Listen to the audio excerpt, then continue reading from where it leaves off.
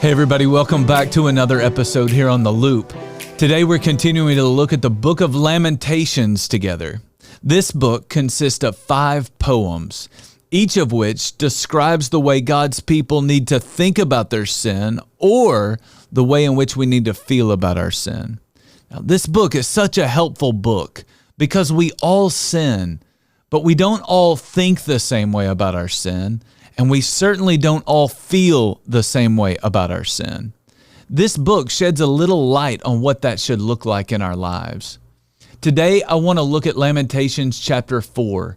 In this chapter, the author writes a poem that contrasts the way life is against the way life was before they spent years of their life rebelling against God.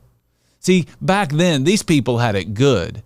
But after they spent years of their life rebelling against God, things went from really good to really bad. Just listen to this one verse, chapter 4, verse 5. Those who once ate delicacies are destitute in the streets. Those brought up in royal purple now lie on ash heaps. When I read that one verse, it reminds me of a line in an old Coldplay song, Viva la Vida. In that song, Chris Martin said this, I used to rule the world. Seas would rise when I gave the word. Now in the morning I sleep alone. I sweep the streets I used to own.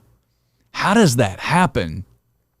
How does someone go from ruling the world to sweeping the streets?